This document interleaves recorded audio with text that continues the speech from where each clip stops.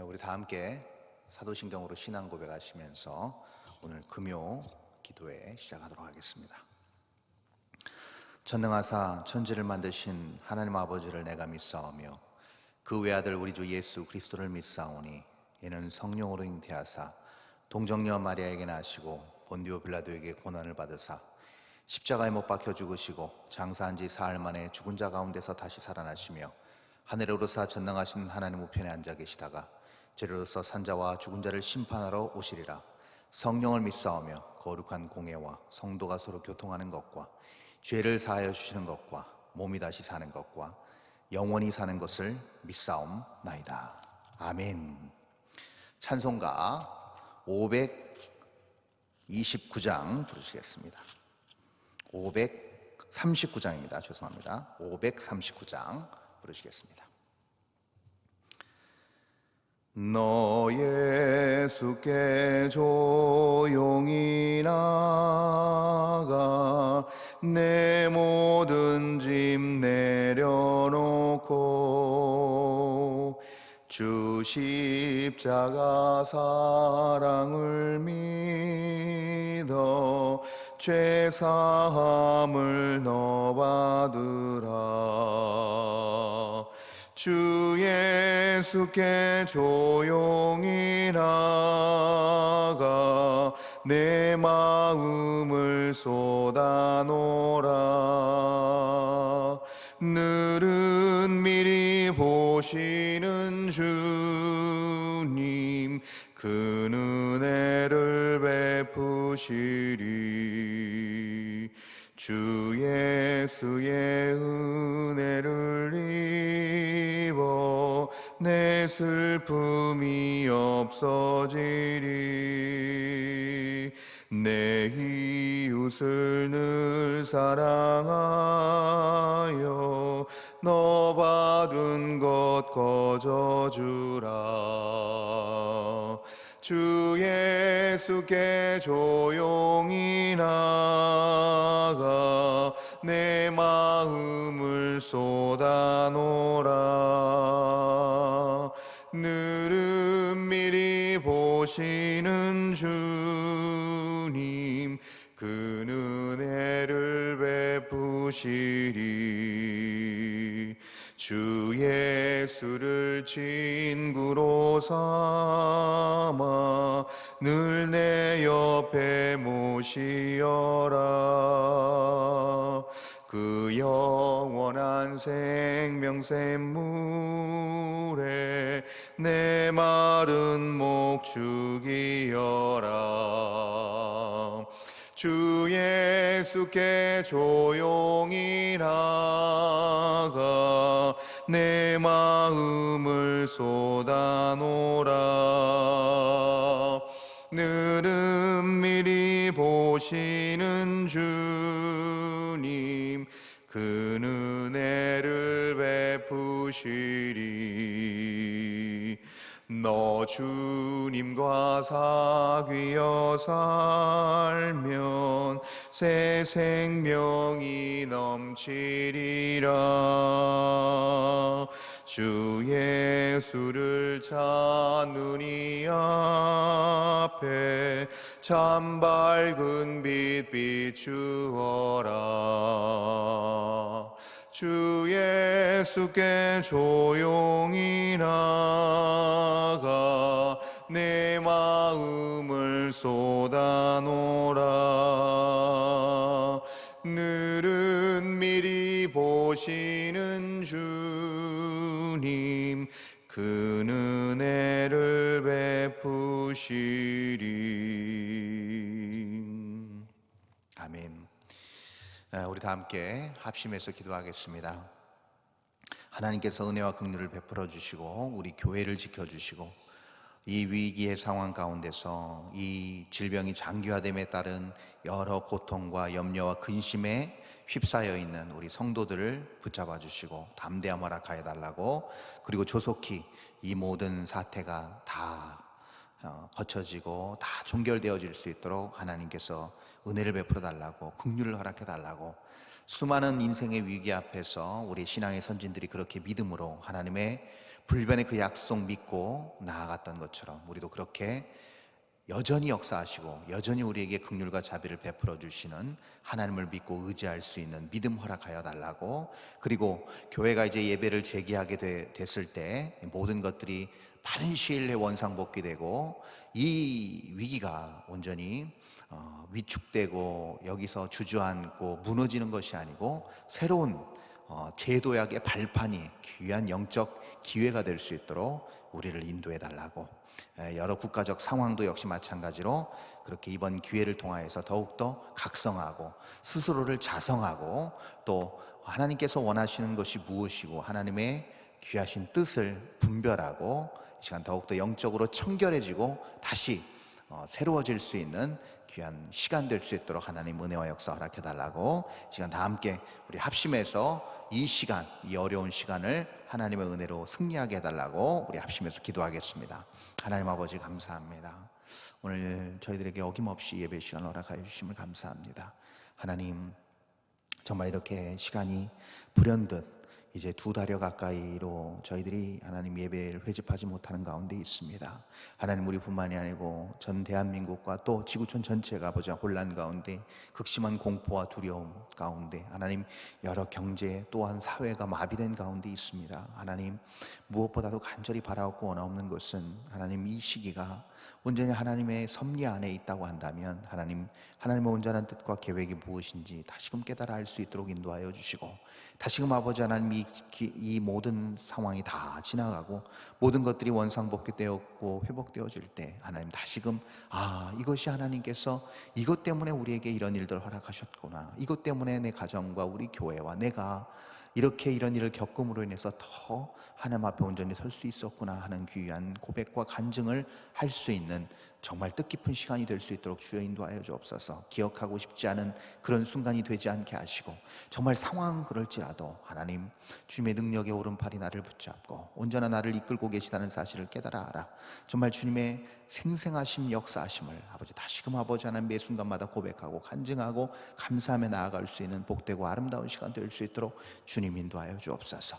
하나님, 슬픔에 휩싸이고 두려움과 정말 큰 근심 가운데 아버지 눌려있는 아버지 하는 귀한 하나님의 성도들, 자녀들, 백성들이 있습니까? 하나님 주님 기억하여 주시고 어루만져 주옵소서.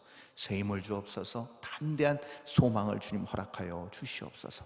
무엇보다도 아버지 하나님, 이제 교회가 다시금 아버지 하나님 예배를 재개하고 모든 것들이 다 원상복귀 되어질 때 하나님 정말 위축되고 묶였던 모든 것들이 풀려질 때 하나님 다시금 주님 앞에 찬양과 영광과 감사를 올려드릴 수 있도록 주여 인도하여 주시고, 이 시기 가운데 혹여나 아버지 영적으로 나태하거나 신앙을 등지거나 여러 부분 때문에 인생의 수많은 근심과 문제와 어려움에 봉착해서 하나님 신앙을 저 뒷전으로 아버지 밀어놓고 정말 삶을 유지하기 위해 그냥 근근히 그렇게 살아내는 그런 사람 없게 하시고, 언제나 담대하게 하나님 믿음으로 신앙으로 하나님의 거룩한 뜻을 믿어 의지하여 인생의 한 걸음을 내디뎌 그 한 걸음 뚜벅뚜벅 걸어나가고, 그것을 통하여 그 발걸음 가운데 하나님이 역사하시는 것을 매 순간 경험하고 감사 찬송 영광 돌리는 신실한 하나님의 거룩한 백성들 될 수 있도록 우리 평강교회 모든 성도들을 지켜보아요 주시옵소서.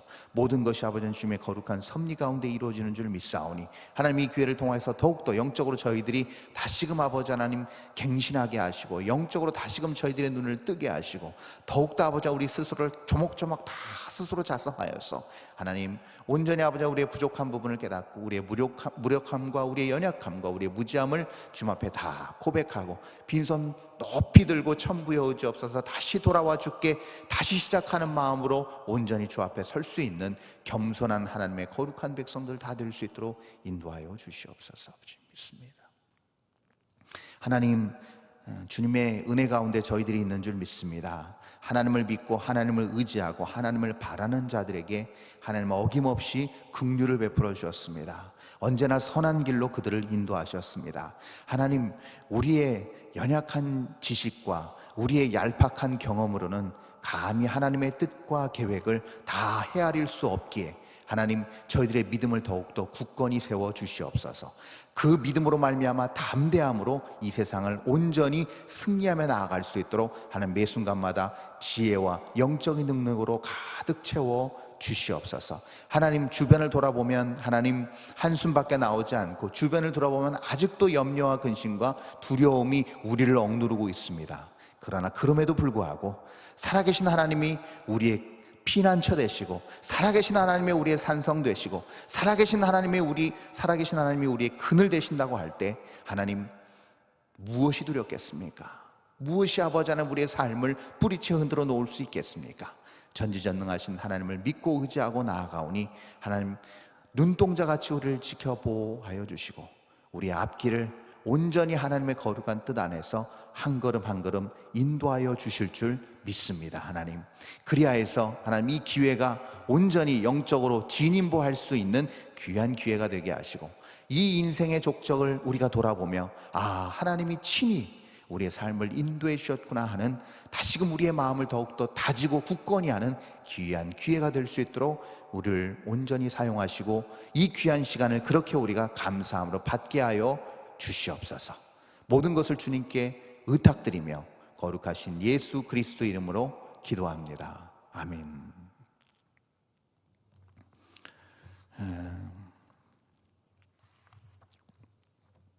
하나님의 말씀, 오늘은 느헤미야서입니다. 이제 에스라서를 우리가 다 마무리했고요. 이제 느헤미야서를 오늘부터 이제 강해하도록 하겠습니다. 느헤미야서 1장 1절에서 5절까지의 말씀을 본문으로 해서 느헤미야 강해를 오늘 시작하도록 하겠습니다. 제가 1절에서 5절까지 읽겠습니다. 하갈의 아들 느헤미야의 말이라. 아닥사스다 왕 제20년 기슬로월에 내가 수상궁에 있는데 내 형제들 가운데 하나인 하나니가 두어 사람과 함께 유다에서 내게 이르렀기로, 내가 그 사로잡힘을 면하고 남아있는 유다와 예루살렘 사람들의 형편을 부른즉 그들이 내게 이르되, 사로잡힘을 면하고 남아있는 자들이 그 지방 거기에서 큰 환난을 당하고 능욕을 받으며 예루살렘 성은 허물어지고 성문들은 불탔다 하는지라. 내가 이 말을 듣고 앉아서 울고 수일 동안 슬퍼하며 하늘의 하나님 앞에 금식하며 기도하여 이르되, 하늘의 하나님 여호와, 크고 두려우신 하나님이여, 주를 사랑하고 주의 계명을 지키는 자에게 언약을 지키시며 긍휼을 베푸시는 주여 간구하나이다. 아멘. 우리는 지난 몇 주간 동안 에스라서를 살펴보았습니다. 1장에서 10장까지의 내용을 보면서 하나님께서 그 백성, 주님께서 선택하신 그 백성을 하나님께서 원하시는 그 시간 또 그 공간에 심으셔서 하나님의 영적인 영향력을 통해 그 시대 또 그 지역을 하나님의 방법으로 온전히 회복시켜 나가시는 모습을 우리는 계속 봐왔습니다. 그것을 통해서 우리는 깨닫게 되는 것이 무엇이냐면, 하나님은 역시 하나님의 일을 하시는구나. 많은 방해와 많은 어떤 근심과 걱정과 어떤 장애물들이 있다 할지라도 하나님은 하나님의 일을 꾸준히 이어가시는 것을 우리가 볼 수 있었고, 정말 우리가 예상치 못했던 사람들을 곳곳에 세우셔서 그 사람들을 또 모으셔서 하나님의 일을 이루어 가시는 것을 우리는 보았습니다. 그래서 우리가 그 에스라서와 느헤미야서를 연결해서 크게 한 세 묶음 정도로 묶을 수 있을 것 같습니다. 역사적인 어떤 관점에서 봤을 때 세 묶음 정도로 세 개의 어떤 부분으로 우리가 나눠서 생각해 볼 수 있는데요. 그게 바로 에스라서 첫 번째 초반부에 나오는 스룹바벨을 통한 1차 귀환을 볼 수가 있습니다. 아무것도 없이 황량한 상황이었죠. 근데 그 황량한 상황 가운데서 스룹바벨을 중심으로 한 그때 귀환한 백성들의 목적은 단 하나였습니다. 그것은 바로 하나님의 성전을 세우고 하나님의 성전을 통해서 예배가 회복되고 그 예배를 통해서 영적으로 백성들을 규합하는 일이었고, 그 영적 규합을 통해서 거기에 하나님의 나라와 하나님의 뜻을 이루고자 하는 귀한 목표와 목적이 있었다는 것이죠. 즉 다시 말해서 하나님의 영적 하드웨어를 구축하기 위한 작업이 스룹바벨의 1차 귀환이었다고 한다면, 이제 에스라를 중심으로 한 에스라서 후반부에 나오는 내용은 2차 귀환이라고 할 수 있는데요. 그 2차 귀환에서는 이제 하드웨어가 구축된 상태에서 이제 소프트웨어를 이제 어떤 내용으로 그 성전 안에서 하나님의 말씀을 교육할 것이며, 그 하나님의 말씀을 교육하고 훈련함을 통해서 어떻게 이스라엘 백성들이 하나님 앞에 온전히 개개인이 설 수 있을 것인가, 거기에 초점이 맞추어져 있었습니다. 그래서 1차 귀환이 하드웨어 구축, 2차 귀환이 소프트웨어를 다시금 이렇게 세우는, 심는 작업이라고 한다면, 이제 3차 느헤미야를 통한 13년 후의 귀환은 그 모든 하드웨어 소프트웨어를 다 아우러서 거룩한 영역을 구축하기 위한 작업이라고 볼 수 있을 것입니다. 그래서 느헤미야서 1장에서부터 마지막 장까지 전체의 내용은 하나님의 거룩한 영역을 세우고 유지하기 위한 어떤 그런 모든 일련의 과정들을 잘 설명해 주고 있다는 것이죠. 근데 여기서 중요한 부분이 있습니다. 자, 먼저 우리가 읽은 본문 1절에 보면 굉장히 의아한 부분이 나오죠. 자, 우리 한번 1절을 보겠습니다. 이렇게 기록되어 있습니다. 하갈의 아들 느헤미야의 말이라. 아닥사스다 왕 제 20년 기슬월에 내가 수산궁에 있는데, 여러분 지금 이 느헤미야라는 사람이 제 3차 귀환을 하기 전에 처음에 이제 그 느헤미야서 서두 첫 부분에서 머리에서 지금 얘기하고 있는 부분인데, 제가 저렇게 노란색으로 수산궁에 있는데라고 표기해 놓았습니다. 이 부분이 의아한 것이죠. 왜냐면요, 물론 1차 귀환과 2차 귀환을 했던 모든 사람들도 사실은 이스라엘 현지에 있었던 사람은 아닙니다. 그런데 이 3차 귀환을 주도하고 또 3차 귀환의 어떤 총체적 책임을 맡게 될 이 느헤미야는 사실은 그 전에 스룹바벨이나 에스라와는 완전히 차원이 다른 사람입니다. 일단 이 사람은요, 우리말로 표현하면 일반 직장을 가진 사람이었습니다. 즉 평신도 신앙인이었다는 것이죠. 그리고 그 일반 직장이 또 평범한 직업이 아니었습니다. 굉장히 높은 직위에 있는 사람이었습니다. 그래서 왕의 측근으로서 왕 옆에서 왕을 매 시간마다 보필해야 되는 그런 직업이었고, 그런 중차대한 임무를 수행하는 사람이었습니다. 근데 이 사람이 그것도 수산궁에서 그 먼 곳까지 혼자도 아니고 또 다른 3차 귀환자를 데리고 또 그냥 잠깐 왔다가 순시하고 돌아가는 그런 임무가 아닌, 그 모든 성전과 또 주변에 있는 모든 영역들을 다 재고 상황을 판단하고, 그리고 그 주변을 다, 그 바운더리 주변을 성벽으로 온전히 쌓아야 되는, 대공사를 해야 되는 그런 임무를 띄고 다시 몇 개월을 걸쳐서 이스라엘 땅으로 와야 된다는 상황이라는 것이죠. 생각보다 쉽지 않습니다. 그렇죠? 제가 쭉 말씀드린 것처럼 자기의 삶을 포기하고 전혀 다른 황량한 곳으로 오는 것도 대단한 일인데, 자기의 의지로도 올 수 없는 겁니다. 예를 들어서 다른 사람 1차나 2차에 온 사람들 같은 경우에는 그냥 내가 그동안 쌓아왔던 어떤 삶의 어떤 기반을 다 내려놓고 온다는 것은 내 의지로 가능한 일입니다. 내가 마음만 먹으면. 그러나 느헤미야는 그런 입장이 아닙니다. 철저하게 중차대한 지금 일을 하고 있고, 왕 옆에서 정말 밀착해서 여러 가지 왕의 어떤 행동 반경 내지는 왕의 모든 생각, 또 왕이 어떤 통치하는 모든 어떤 통치 기반에서 정말 빠질 수 없는 중요한 역할을 하는 인물이라는 것입니다. 근데 하루 이틀도 아니고 엄청 긴 시간 동안을, 그것도 먼 곳에서 일을 수행해야 된다는 것은 자기 의지로는 사실 허락이 안 떨어질 수도 있는 것입니다. 이 수산궁에 있는 데라는 표현이 그것을 우리에게 방증하고 있는 것이죠. 맞습니다. 그런데 이 하나님의 역사, 하나님께서 사람을 세우고 이끄시는 방법이 이럴 때가 종종 있다는 것입니다. 왜 그러냐면요, 모든 것이 그 예상 안에 있고 우리가 예견한 대로 될 것이다 하고 이렇게 되는 것은 사실 그렇게 우리에게 크게 어떤 이게 하나님의 일이구나, 하나님께서 직접 개입하셨구나 하는 것이 굉장히 우리에겐 많이 와닿지 않을 수 있습니다. 왜냐하면 우리가 예견했던 것이고 일반적으로 그렇게 되어 오는 것이기 때문에 그렇게 크게 놀라지 않을 수 있다는 것이죠. 사람의 어떤 능력이나 사람이 계획함으로 이게 이루어진다라고 우리는 해석할 수 있는 것이죠. 그러나 여러분 잘 알다시피 하나님의 방법이 그렇지 않게 이렇게 기상천외한 방법으로, 전혀 우리가 예측할 수 없고 가늠할 수 없는 방법으로 이루어지는 경우가 굉장히 많습니다. 시공간을 초월해서 전혀 그 이스라엘 지역에 살지도 않는 한 인물, 그것도 그 일을 내려놓을 수 없는 상황에 있는 사람을 하나님께서 부르신다는 사실입니다. 이것이 하나님께서 역사하시는 방법이라는 것이죠. 불가능하고 전혀 보이지 않는 그런 상황에서 하나님은 일하신다는 것을 우리는 알 수 있어요. 그리고 이게 지금 거리가 만만치가 않습니다. 그 이스라엘 현지와 이 수산궁의 거리가 만만치 않아요.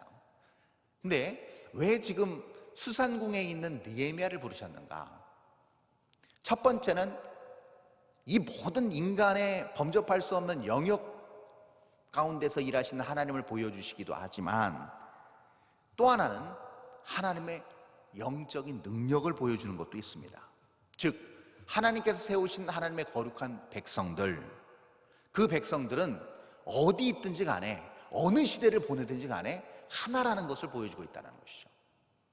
이미 1차 귀환 때부터 3차 귀환까지는 상당히 오랜 시간이 걸렸고요, 이미 3차 느헤미야가 귀환할 때까지는 벌써 13년이라는 시간이 또 흘렀습니다. 근데 이 긴 시간 동안 똑같이 이 일에 매진하고 이 일을 똑같이 능동적으로 이룰 만한 사람들을 하나님은 주목하고 계셨고, 그 사람들을 준비시키셨고, 결국 때가 됐을 때 그 사람들을 세워서 하나님의 일을 하신다는 것을 볼 수가 있어요. 그래서 환경과 어떤 여건을 초월한 하나님의 능력을 우리가 볼 수 있다는 것이죠. 그래서 여러분, 오늘 이 느헤미야 1장부터 전체적인 느헤미야의 전체 내용을 보시면 알 수 있는 게 있습니다. 그것은 뭐냐면, 우리가 환경과 현실의 상황에 우리가 눌려있고, 사실 그 힘이 엄청나지만 그 영향력을 벗어나기가 사실 쉽지 않지만, 이 느헤미야서를 우리가 깊이 묵상하면서 우리가 얻을 수 있는 결론은 무엇인가? 그것은 실제로 이 역사 가운데서 하나님은 그 모든 것들을 무시하시듯이 놀랍게 하나님의 방법으로 이뤄가시는 것을 우리가 보게 된다는 것이죠. 그래서 우리가 알 수 있는 건 뭐냐면, 단순히 뭔가 성벽이 이루어지고 성전이 세워지는 것으로 이루었다가 아니고, 이 일련의 과정 가운데서 하나님은 무엇에 중심을 두시는가, 어디에 포커스를 맞추시는가가 우리에게 아주 느헤미야를 읽는데 아주 진수가 될 수 있는 중요한 어떤 그런 노른자와 같은 그런 내용이라고 할 수 있어요. 그런데 그것은 무엇이냐면 바로 이거죠. 하나님께서 무엇보다도 뭔가를 세우고 가시적으로 보여지기 위해서 세우는 것은 어떤 한 부분이라는 것이에요. 하나님께서 사람을 세우시고 하나님이 일하시는 방식, 그 어떤 진행의 모든 어떤 일련의 방향들, 또 그런 방법들은요, 결국 뭐와 귀결되냐면, 하나님께서 이 세상에 죄악된 모든 것들을 영적으로 회복시켜 나가신다는 것이죠. 사람을 바꾸시고 사람의 생각을 규합하고 하나님의 일을 이루시는 거에 하나님 초점을 맞추신다는 겁니다. 성벽이 세워지는 게 중요한 게 아니라는 것이죠. 근데 우리는 가시적으로 보여지는 뭔가에 하나님께서 이루셨다, 그리고 뭔가가 무너졌을 때 하나님이 내 기도를 들어주시지 않는가, 하나님이 교회를 떠나셨는가, 이렇게 섣불리 판단하면 안 된다는 겁니다. 그 안에서 면밀히 흐르는 영적인 기류와 영적인 원리 가운데서 하나님은 일하고 계신다는 사실을 우리 느헤미야서를 통해서 알 수 있다는 것이죠. 역시 느헤미야도 처음에는 이 예루살렘의 소식을 듣고 무너진 모습을 볼 수가 있습니다. 자, 우리 3절인데요 3절 제가 읽습니다. 3절에 이렇게 기록되어 있죠. 그들이 내게 이르되 사로잡힘을 면하고 남아있는 자들이 그 지방 거기에서 큰 환난을 당하고 능욕을 받으며 예루살렘 성은 허물어지고 성문들은 불탔다 하는지라. 네, 이것이 현실이었습니다. 이것이 눈에 가시적으로 보여지는 상황이었습니다. 이걸 보니까 느헤미야가 마치 이렇게 생각할 수 있습니다. 아하, 그렇구나. 내 동족이 이미 1차 귀환, 2차 귀환을 통하여서 정말 원대한 계획과 뜻을 품고 뭔가를 해서 몇십 년이 지났지만 아직도 저 모양 저 꼴이다. 아직도 뭔가 진척이 없고, 아니 진척이 된 것은 고사하고 모든 것이 다 무너진 상황이다. 아, 큰일 났구나. 너무 안타깝다. 너무 수치스럽다. 이렇게 느낀 것이죠. 그런데 이 3절만 보면 그렇게 느껴질 수도 있습니다. 아, 상황이 이러니 낙담했구나, 좌절했구나, 같은 동족으로서 창피함을 느꼈겠구나라고 생각하지만, 여러분 4절을 보시면 이 느헤미야가 그렇게 생각하지 않았다는 것을 알 수 있어요. 그렇게 단순히 단차원적으로 생각하지 않았던 것을 우리가 4절을 통해서 알 수 있습니다. 자, 우리 4절을 보겠습니다. 4절 이렇게 기록되어 있습니다. 내가 이 말을 듣고 앉아서 울고 수일 동안 슬퍼하며 하늘의 하나님 앞에 금식하며 기도하여. 네. 자, 여기서 앉아서 울고 수일 동안 슬퍼했다. 누가 봐도 오버입니다. 그렇죠? 과장된 반응입니다. 아니, 가본 적도 없습니다. 그리고 자기가 그 일에 개입된 적도 없습니다. 근데 멀리서 두어 사람이 와가지고 그 소식을 알려줬습니다. 그 소식이 어떻게 보면 그 전해준 사람이 어떤 주관적인 판단과 생각으로 전할 수도 있습니다. 근데 그 소식을 듣고 앉아서 꺼이꺼이 울고 수일 동안 슬퍼하고, 그리고 먹을 것을 끊고 하나님 앞에 기도했다. 과잉 반응입니다.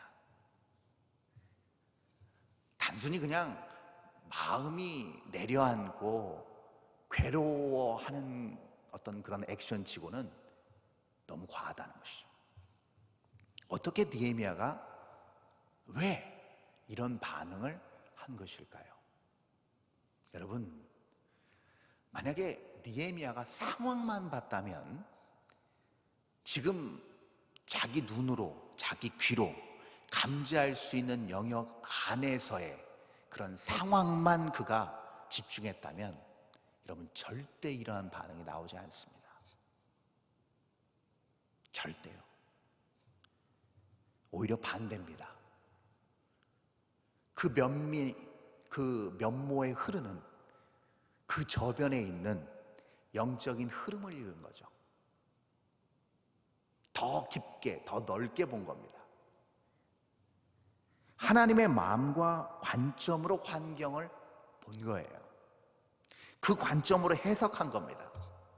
그러니 도무지 잠이 오지 않는 것이죠. 도무지 마음이 추스려지질 않는 겁니다.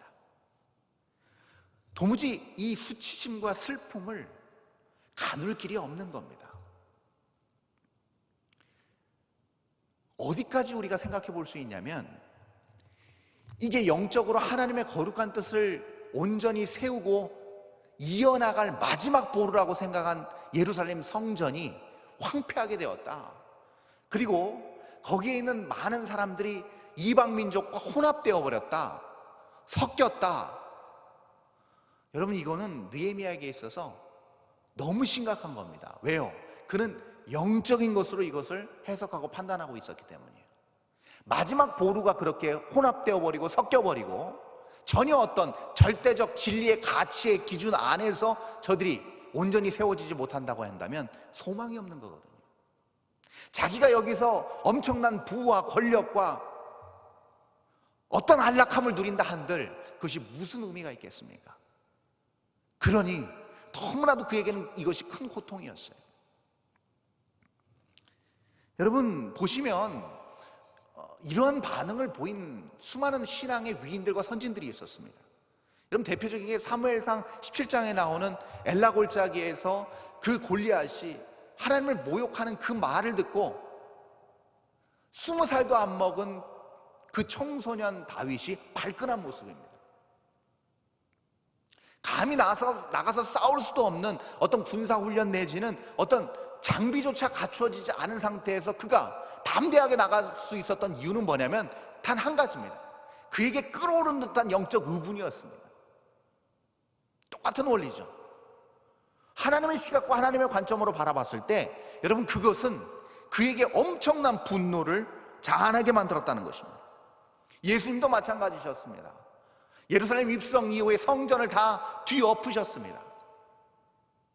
예, 성전에 많이 사람들이 있었죠. 근데 그 사람들은 사실은 예배를 돕기 위해 존재하는 사람들이었습니다. 제가 몇 개월 전에도 그 부분에 대해서 한번 메시지를 전해드렸지만, 사실은 온전한 제사를 드리기 위해서 돕는 사람들이었어요. 근데 예수님은 그들의 중심을 보신 것입니다. 그들의 탐욕된 마음을 보신 것이죠. 그들의 정말 자기의 이기심, 자기 욕심만을 채우기 위해서 하나님의 의, 하나님의 뜻, 하나님의 거룩은 등한시하는 그 모습을 보신 것입니다. 그래서 그들을 강도라고 표현하신 거예요. 강도의 두려리라고 표현하신 겁니다. 하나님의 관점인 것이죠. 그래서 우리가 알아야 되는 것이 있습니다. 우리가 왜 성경을 읽고, 왜 설교를 듣고, 왜 예배를 드리고, 왜 기도를 하는가? 그것은 다른 게 아닙니다. 우리도 별반, 그 강도들과 별반 다르지 않은 사람들이기에 우리는 결국 다시 놔두면 이기적인 생각과 이기적인 마음으로 돌아갈 수밖에 없는 죄된 인간이기에 몸부림치는 거예요. 하나님의 뜻이 어딜까?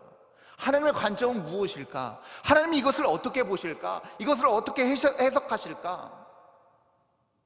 그래서 몸부림치는 거예요, 영적으로. 그래서 깨어있기 위해서, 깨어 경성하기 위해서 더 애를 쓰는 겁니다. 그럴 때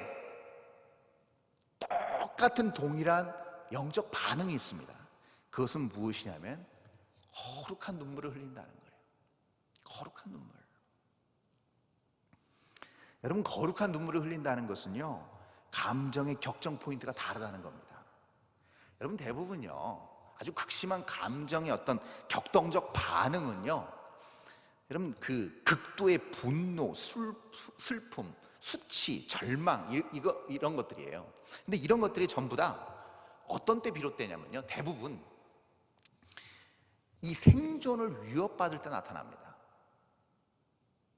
내 생존, 내 삶의 바운더리가 무너졌을 때요, 내가 쌓아온 어떤 것들, 내가 살기 위해서 쌓아온 어떤 것들이 한 축이 무너질 때 우리는 극도의 분노와 슬픔과 수치와 절망을 느끼게 된다는 것이죠. 이게 대부분의 사람들의 반응입니다. 그리고 그런 것이 아닌 다음에야 그렇게 극심한 분노나 슬픔과 수치와 절망은 그냥 흉내만 낼 뿐 거기에 대해서 어떤 극도의 감정 표현을 하지는 않습니다. 그러나 그게 아닌 영적으로 무엇인가 완전히 무너지고 영적으로 무엇인가 어떤 회생의 기미가 보이지 않고 하나님의 뜻과 하나님의 의가 위태롭게 될 때, 그때 반응하고 그때 격렬히 어떤 감정적 반응을 나타내는 사람은요, 사실은 생존의 삶을 초월한 사람입니다. 여러분, 사실 신앙생활은 그 싸움이라고 할 수 있겠죠.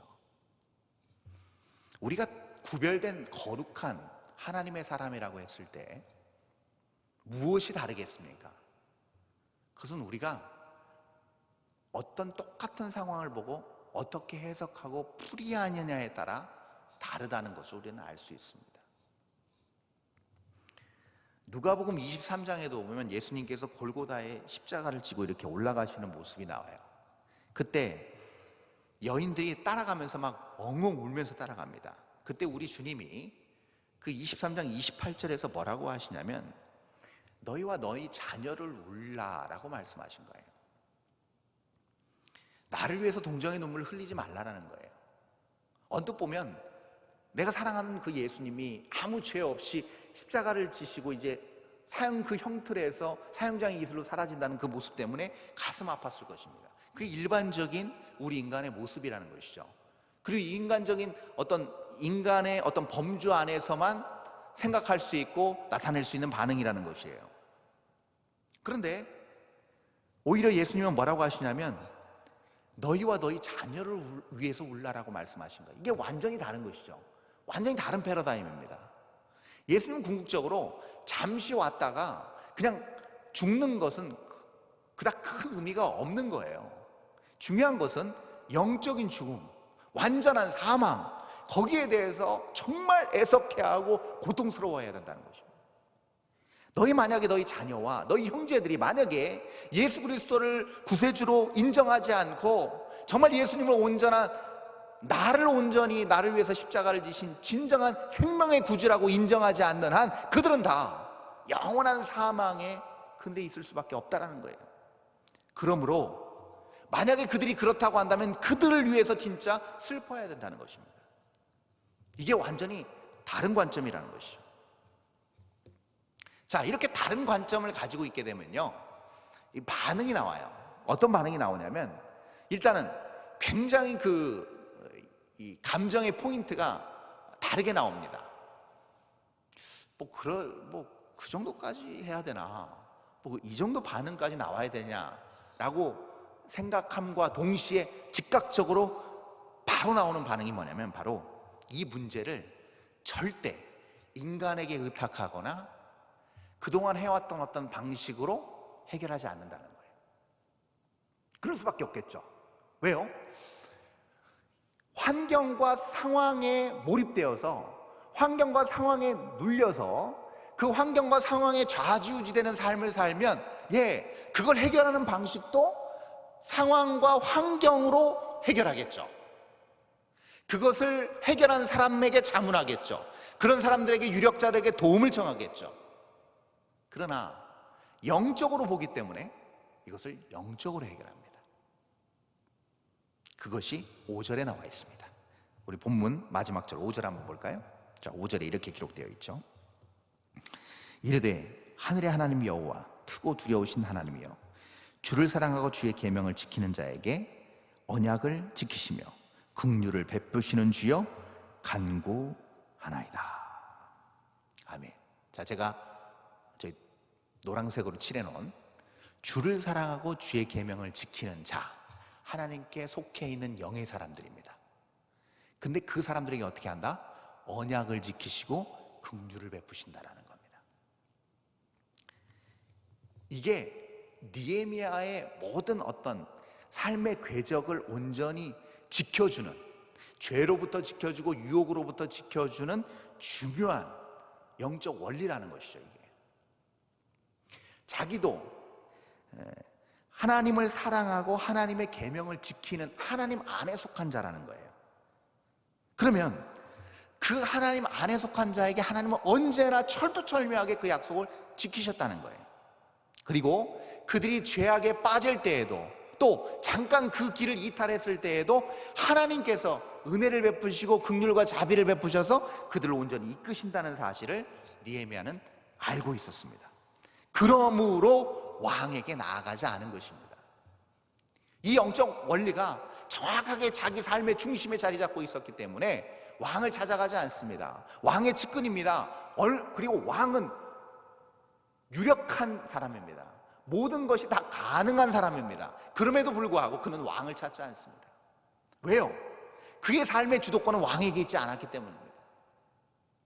영의 사람, 하나님의 영광을 보는 사람, 하나님의 뜻과 하나님의 의에 집중하는 사람, 하나님을 현실보다 더 크게 보는 사람, 그런 사람들이기에 느헤미야도 역시 하나님 앞에 이 문제를 고스란히 들고 나가는 모습을 볼 수가 있어요. 그래서 여러분, 저와 이 영상을 시청하고 계신 모든 우리 성도 여러분, 지금 이 상황 가운데서 뭔가 내 뜻대로 되지 않고 내가 해왔던 방식과는 전혀 다른 방식으로 뭔가가 진행되고 있습니다. 여러분, 이 땅에 복음이 들어와서 교회가 시작된 이후에 이런 사태는 없었습니다. 초유의 사태였습니다. 근데 이 초유의 사태에서 이 지금 5절의 이 영적 원리를 그대로 가지고 들어오면 우린 여기서 이렇게 할 수밖에 없어요. 우리가 하나님 안에 속해 있고 하나님을 사랑한다고 고백하고 하나님을 사랑하는 자답게 살려고 몸부림친다고 했을 때 반드시 하나님은 하나님의 약속을 신실하게 이행하시는 분이시고 긍휼을 베푸신다는 것을 믿어야 할 줄 믿습니다. 그게 우리의 몫입니다. 그리고 그 하나님의 약속과 긍휼을 의지해서 어떻게 합니까? 느헤미야처럼 고스란히 그걸 가지고 하나님 앞에 나아가야 된다는 거예요. 간구의 자리, 묻는 자리로 가야 된다는 것이에요. 한 번도 맞닥뜨려 보지 못한 상황입니다. 어떻게 해야 될지 막막한 상황입니다. 그때 하나님 앞에 그대로 가시고 나아가는 거예요. 그 누구의 도움도 그 차후의 차선책입니다. 먼저는 하나님 앞에 이 문제를 고스란히 가지고 나아가야 된다. 여러분, 그럴 때 어떤 일이 벌어지냐면 놀라운 일들이 벌어지는데요, 그것은 뭐냐면 그동안 하나님의 긍휼과 은혜였구나라는 것을 깨닫게 됩니다. 내가 이 정도 살 수 있고 이 정도 내가 내 삶을 유지해 온 것이 나의 능력 내지는 나의 자격이 아니었다는 것을 깨닫게 된다는 것이죠. 이게 놀라운 일입니다. 약속의 말씀을 깨닫게 되고 그 말씀을 깨달으면 깨달을수록 내가 지금도 이렇게 살아가는 순간이 주님께서 나에게 긍휼의 은혜를 베푸심이라는 것을 뼛속 깊이 깨닫게 된다는 것입니다. 그래서 거룩한 영역을 지키기 위해서 반드시 빼놓을 수 없는 요소가 바로 기도인 것입니다. 지금 우리는 도고 기도도 지금 중단된 상태고 오늘 있어야 될 금요 사명자 기도에도 중단된 상태입니다. 그런데 이럴 때 우리는 심각한 영적 유혹과 공격과 위협을 받습니다. 그것은 기도라는 중요하고 너무나도 유용한 도구를 놓칠 수 있게 되기 때문입니다. 여러분, 기도라는 것은요, 단순히 그 기도 행위 자체가 나의 능력과 경험과 지혜를 부정하는 행위이기 때문에 기도는 역설적이게도 놀라운 능력이 나타난다는 거예요. 기도를 통해서 내가 능력을 얻는다는 개념보다는 내가 기도라는 행위 자체를 통해서 내가 아무것도 아니라는 사실을 깨닫게 됩니다. 그것이 능력으로 발동하게 된다는 것이죠. 그 겸손한 기반 위에 하나님께서 내 능력으로 아무것도 할 수 없습니다라는 상태로 나아갈 때 그때 하나님은 역사하신다는 겁니다. 그래서 기도라는 이 관문은 반드시 필요합니다. 그리고 그 기도라는 관문이 통과될 때 동시에 얻어지는 것이 바로 거룩성입니다. 완전히 구별된 영적인 방법으로 해결하기 위해 노력하는 자들에게 하나님께서는 영적인 해결책을 주십니다. 그럼 영적인 해결책을 주시기 때문에 청결함이 유지되는 거예요. 신선도가, 영적 신선도가 그래서 유지되는 것입니다. 교회도 마찬가지죠. 교회가 부패하고 타락하지 않게 하기 위한 유일한 방법이 무엇일까요? 거룩성의 회복입니다. 세상에 똑같은 세상의 가치가 밀고 들어와서 가증하게 멸망될 가증한 것 위에 서면 여러분, 그때는 모든 게 다 끝이 나고 마는 것입니다. 그때는 심판을 피할 수가 없습니다. 다 무너질 것, 다 사라질 것이 영원한 자리에 있어야 될 그 위치에 있다. 여러분, 무너져야 됩니다. 그것은 사라져야 됩니다. 심판받아 마땅한 것이죠. 그러므로 여러분 아셔야 될 게 무엇이냐면 교회를 거룩하게 지키기 위해서 우리는 노력해야 되는 거예요. 왜냐하면 쉽게 부패할 수 있기 때문입니다. 느헤미야가 생각했던 것처럼 그 옛날 스룹바벨 성전을 통해서 이제 하나님의 백성이 영적으로 온전히 이 세상 전역을 온전히 세울 수 있는 영적인 교두보가 마련되어 있다고 한다면, 근데 그 교두보가 지금 풍전등화의 상황이라고 한다면 여러분, 똑같이 우리도 느헤미야와 같이 교회가 이 시대의 마지막 보루이며 마지막 희망이라고 했을 때 교회가 타락하고 세속화되는 거에 대해서 여러분 가슴을 뜯으면서 고통스러워야 되는 것이죠. 슬퍼해야 되는 것이죠. 분노해야 되는 것입니다. 그리고 무엇보다도 우리는 이 시기에 더욱더 만전을 기해야 됩니다. 우리가 부패하지 아니하도록, 우리가 혼합되지 아니하도록, 세속화되지 아니하도록 우리 스스로를 다시금 다잡고 다시금 세워나가야 된다는 것이죠. 그래서 여러분 보시면 교회의 신선도를 유지하기 위해서 바울은 아주 절묘한 표현을 썼습니다. 에베소서 6장에 보면 전신갑주의가 쫙 나오죠. 근데 그 전신갑주의가 쫙 나오면서 보시면 공격 무기는 성령의 검밖에 없습니다. 나머지는 다 보호 장비예요. 그만큼 여러분 이 고단위 유기체라고 할 수 있잖아요. 이 교회가 고단위 영양소를 소유한 유기체라고 했을 때 그만큼 다른 세균이나 이런 것들이 여러분 이 교회를 부패시키기 위해서 전방위적으로 몰려 들어와서 공격한다는 것입니다. 어떤 상황이 벌어질지 모른다는 것이죠. 그때 이것을 지키고 보호하는 방법은 무엇일까요? 여러분 음식물이 있어요. 근데 음식물을 오랫동안 썩지 않게, 부패되지 않게 보관하는 방법이 뭐예요? 냉장고도 없어요. 어떤 설비 시설, 신선도를 보장할 수 있는 설비 시설이 없습니다. 그때 우리는 뭐 합니까? 두 가지 방법밖에 없죠. 소금을 치든 아주 당분에 푹 절이든 두 가지 중에 하나를 합니다. 왜냐면요, 이 세균들이 이 소금 위에 앉으면 삼투압 현상으로 인해서 물을 소금에 빼앗기죠. 그러면서 자연스럽게 분해가 됩니다. 그러면서 세균 증식을 막게 되는 것이죠. 그래서 소금에 절이는 거잖아요. 그래서 장기간 동안 보관하는 것과 똑같은 원리라는 것이죠. 그래서 교회도 사실은 세상을 향해서 이런 완벽한 방어 자세를 취해야 되는데 여러분 소금처럼 하기 위해서는 뭐가 필요해요? 소금은 여러분 하나님께서 만드신 자연입니다. 자연적으로 삼투압 현상이 나타나는 거예요. 마찬가지입니다. 영적인 원리도 마찬가지예요.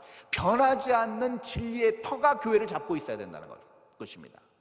그러면 진리의 터 위에 교회가 세워질 때, 그리고 진리를 추구하게 됐을 때 교회가 어떻게 되는가? 그 어떤 위협과 공격이 왔을 때 그것은 마치 삼투압 현상처럼 자연스럽게 와해되고 붕괴된다는 것입니다. 그래서 바울도 에베소서 6장에서 전신갑주 얘기를 했을 때 진리의 허리띠를 묶으라고 했어요. 그 모든 갑옷을 다 하나로 묶을 수 있는 게 진리인 것이죠. 진리의 허리띠를 띠라고. 진리의 그 허리띠를 띠게 될 때 여러분 놀라운 역사가 일어나죠. 그 세상의 모든 공격과 위협과 그 모든 교회를 무너뜨리고자 하는 그 어떤 교활한 술책들은 다 무너지게 된다. 진리와 맞닥뜨리게 될 때 다 와야 된다는 것입니다. 그래서 우리는 말씀을 2020년 우리가 세운 표처럼 우리가 말씀을 그래서 읽고 배우고 연마해 나가는 것입니다. 그리고 그 말씀을 아는 자들이 여러분 능동적으로 행해야 될 것이 무엇인가, 그것을 온전히 지켜내기 위해서 행해야 될 것이 무엇인가가 바로 그 전신갑주 예와 바로 뒤에 나옵니다. 에베소서 6장 18절입니다. 한번 읽어볼까요? 6장 18절 읽어봅니다. 시작. 모든 기도와 간구를 하되 항상 성령 안에서 기도하고 이를 위하여 깨어 구하기를 항상 힘쓰며 여러 성도를 위하여 구하라. 아멘. 기도입니다. 결국은 기도하라고 얘기하는 거예요. 이것을 굳건히 세울 수 있도록 바울 선생님은 성령의 말씀을 인용해서 우리에게 다시금 권면하고 있는 거예요. 충고하고 있는 겁니다. 기도하라는 것이죠. 나뿐만이 아니고 여러 성도들 위하여서 도구하고 같이 기도하라는 것입니다. 이 부분에서 오늘 본문에 등장하는 느헤미야는 누구보다도 철저했습니다. 여러분 제가 아까 말씀드렸지만 우리 11절에도 보면 이렇게 나와 있죠. 본문은 아니지만 1장 맨 마지막 절인 11절에 보면 이렇게 기록되어 있죠. 제가 읽겠습니다. 11절. 주여 구하오니 귀를 기울이사 종의 기도와 주의 이름을 경외하기를 기뻐하는 종들의 기도를 들으시고 오늘 종이 형통하여 이 사람들 앞에서 은혜를 입게 하옵소서 하였나니 그때 내가 왕의 술관원이 되었느니라. 여러분, 제가 아까 말씀드렸습니다. 최측근으로서 1인지하 만인지상의 자리에 오른 느헤미야입니다. 여기서 술관원이라고 얘기가 나오고 있는데요, 여러분 무슨 바텐더가 아닙니다. 술 좀 가져와 그러면 술독에서 술 갖다 바치는 단순한 그런 어떤 궁녀 비슷한 그런 역할을 하는 사람이 아닙니다. 그 당시는 왕을 주로 무엇으로 시해를 했는가? 음식으로 많이 시해를 했습니다. 그러므로 직접적으로 왕의 입으로 들어가는 모든 음식을 관할하는 사람은요, 왕이 가장 신뢰할 수 있는 사람이어야 됩니다. 왕이 가장 신뢰할 수 있는 사람이기에 그는 최고의 권력을 가지고 있을 수밖에 없게 되는 것이죠. 그런 사람이 느헤미야였습니다. 근데 그 느헤미야가 다시 오늘 본문 5절을 보면 이렇게 기도하고 있죠. 5절로 다시 가보시면 이렇게 나와 있습니다. 이르되 하늘의 하나님 여호와 크고 두려우신 하나님이여 주를 사랑하고 주의 계명을 지키는 자에게만 언약을 지키시며 긍휼을 베푸시는 주여 간구하나이다. 여기서 하늘의 하나님 여호와 크고 두려우신 하나님이여 라고 느헤미야가 하나님을 불러요. 여러분, 이것은 단순히요 하나님의 이름을 부르는 것이 아닙니다. 이 하늘의 하나님이라는 것은 이 주기도문에 우리가 서두에서 우리가 외우는 것처럼 하늘에 계신 우리 아버지여라고 하는 그 말과 동일한 뜻을 가지고 있습니다. 단순히 그냥 궁창의 하나님이 아니라는 것이죠. 우리 눈으로 감지할 수 있는 어떤 하늘의 영역, 대기의 영역을 얘기하는 게 아닙니다.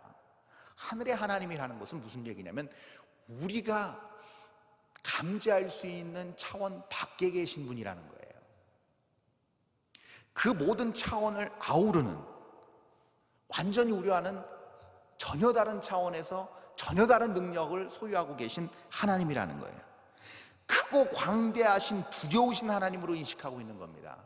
그렇게 인식하는 자들만이 하늘에 계신 우리 하나님이라고 부를 수 있는 거예요. 그러니 그 하나님을 부를 때 그 마음은 어떻겠어요? 하나님 한번 봐주십시오 라고 나갈 수밖에 없는 거예요. 하나님 왜 이러세요? 이렇게 나갈 수가 없는 겁니다. 왜 이런 식으로밖에 지금 안 됩니까? 라고 할 수 없는 것입니다. 우리의 영역 밖에서 우리가 전혀 다른 차원에 계신 하늘에 계신 우리 하나님을 부른다고 했을 때 여러분 긍휼을 구할 수밖에 없습니다. 긍휼을 구할 수밖에 없는 것이죠. 하나님 불쌍히 여겨주십시오. 하나님 자비의 손길을 베풀어 주십시오. 그래서 여러분 긍휼의 마음은 결국 하나님과의 온전한 관계를 형성하는 기본 소양입니다. 긍휼의 마음.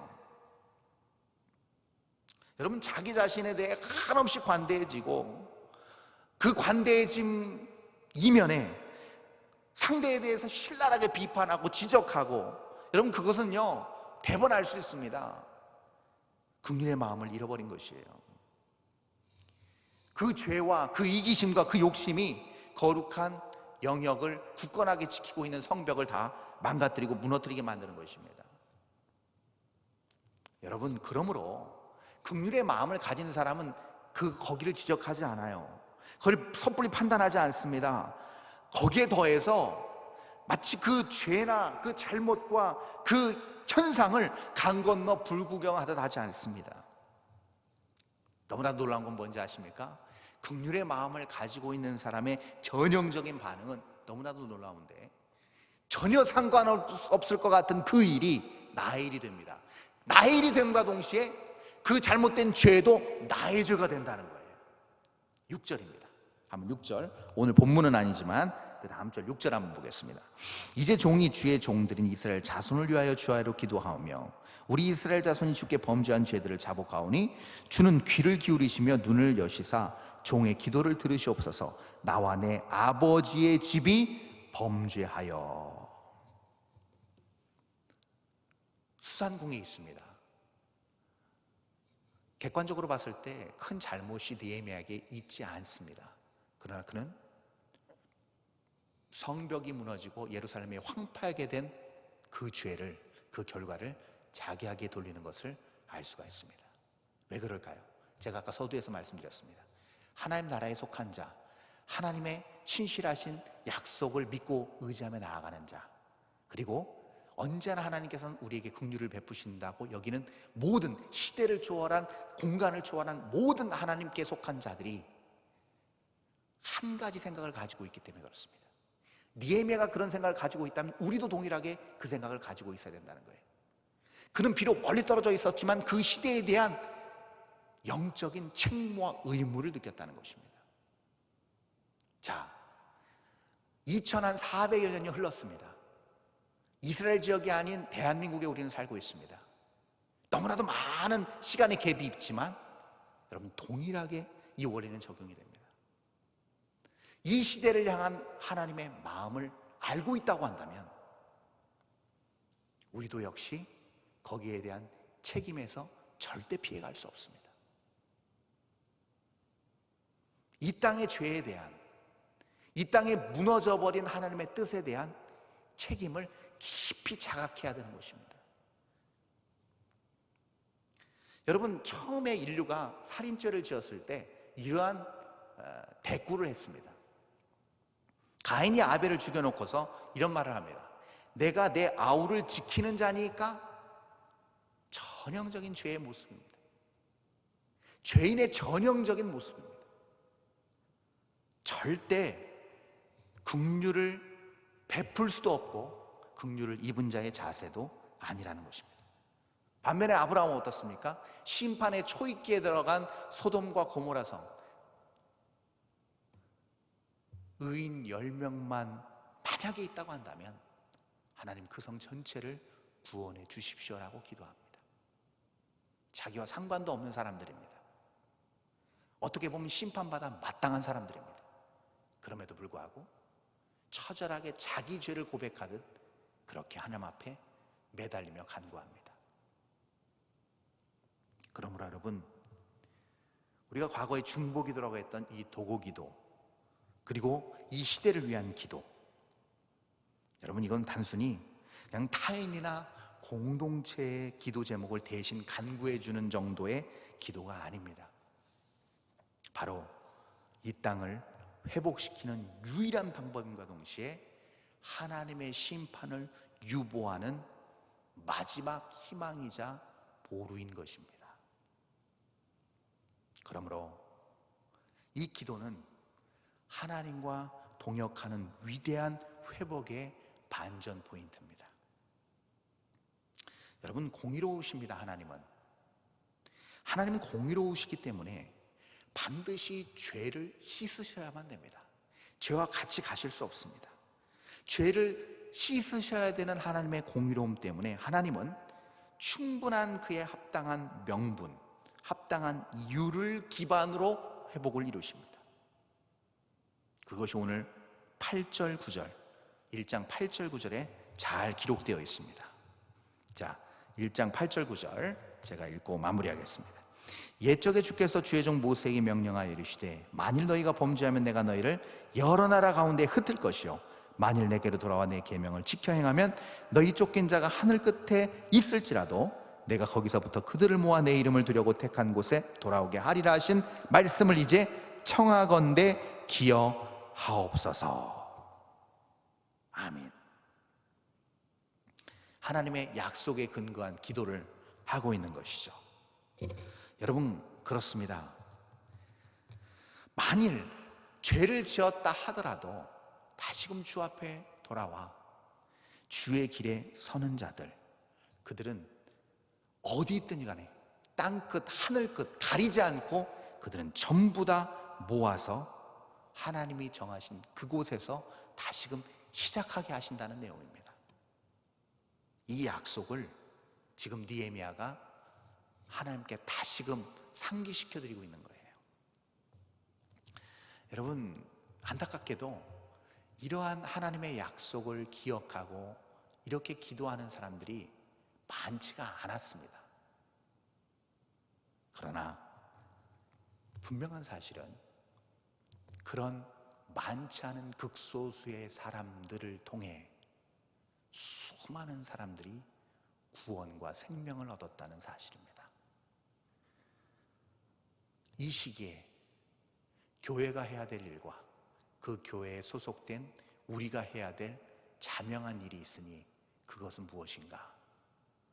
이 황폐하고 이 무너진 사회와 경제와 모든 영역, 특별히 무너진 영적인 영역에 우리가 동일한 영적 책임을 깊이 다시금 깨달아야 된다는 거예요. 다시금 이 책임감을 우리가 느끼고 기도해야 된다는 것입니다. 그냥 단순히 교회가 어떤 지탄의 대상이 되고 공격받는 거에 그냥 우리가 안타까워하고 그거에 슬퍼하고 그거에만 전전긍긍하는 것이 아니고 조금 더 우리가 넓게 깊게 우리가 더 멀리 본다고 한다면 이 시대를 향한 우리의 영적인 본분이 무엇이고 그것을 우리가 회복하기 위해서 무엇을 해야 되는지 기도하고 또 우리의 기도를 통해서 이 땅이 변화되고 회복되는 것을 하나님께서는 원하신다는 사실입니다. 물론 다 힘들고 어렵습니다. 이 어려운 시기는 누구에게도 피해가지 않습니다. 하나님께 속한 자들이라도 예외는 없습니다. 그러나 이 상황을 맞닥뜨리고 이 상황에 반응하는 것은 완전히 다를 수 있습니다. 오늘 말씀을 통해서 우리는 분명한 사실을 깨닫습니다. 상황을 상황으로만 볼 것이냐, 여건을 여건의 굴레 안에서만 우리는 해석할 것이냐, 그렇지 않고 이것을 통해서 우리는 더 깊이 봐야 됩니다. 깊은 영적 책임의식을 느껴야 됩니다. 그렇게 다 함께 기도하고 느헤미야처럼 어디 있든지 간에 어느 때를 보내든지 간에 그렇게 하나님께서 주목하시고 쓰시는 하나님의 사람, 그리고 한 시대를 크게 쓰시든 작게 쓰시든 그렇게 한 시대를 하나님과 동행하며 하나님의 정말 귀한 영적인 도구로 쓰임받다 주 앞에 섰을 때 착하고 충성된 종이라 칭찬받고 인정받는 우리 귀한 저를 포함한 모든 성도님들 다 될 수 있기를 주님의 이름으로 축원합니다. 기도하겠습니다. 존귀하신 아버지 감사합니다. 오늘도 귀한 말씀 주셔서 저희들이 무엇을 봐야 되고 무엇을 해야 되는지 알게 하여 주시는 애 감사합니다. 우리 자력으로 깨달을 수 없고 우리의 지혜와 경험으로 가늠할 수 없는 것을 하나님 매 순간 말씀을 통하여 알려주시니 감사합니다. 깨어 경성하게 하여 주옵소서. 우리의 기도가 바뀌게 하여 주옵소서. 우리의 영적인 책무가 바뀌게 하여 주시옵소서. 하나님, 내 앞에 어려운 문제와 어려움과 보이지 않는 상황에 하나님 우리 눌리지 않게 하여 주옵소서. 주님을 바라보게 될 때 주님의 마음을 깨달아 알게 될 수 있기를 소원하고 원합니다. 하나님, 주님의 마음을, 주님의 생각을, 주님의 관점을 우리가 받아들이게 될 때 하나님, 우리가 이 세상이 감당할 수 없는 거룩한 능력의 하나님의 사람으로 우뚝 서게 될 줄 믿습니다. 각 영역에서, 각 세상 도처에서 그렇게 하나님의 사람들이 우뚝우뚝 세워지는 역사 있게 하여 주시옵소서. 그것을 통하여서 죄악 가운데 관영한 이 세상, 영적으로 혼탁한 이 세상이 더욱더 하나님의 뜻으로 정결해지고 거룩되어지는, 그리고 많은 사람들이 주 앞에 온전히 영적으로 갱생되어지는, 그리고 영원 구원 얻는 놀라운 역사 우리를 통하여, 하나님의 백성을 통하여 이루어 주시옵소서. 모든 것을 믿고 주님께 간구드리며 거룩하신 예수 그리스도의 이름으로 기도합니다.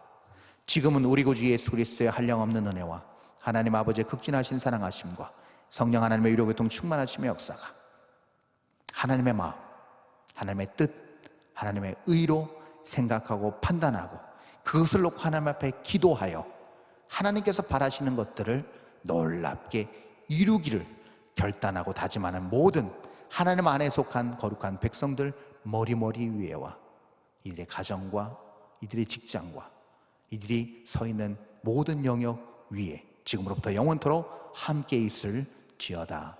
아멘.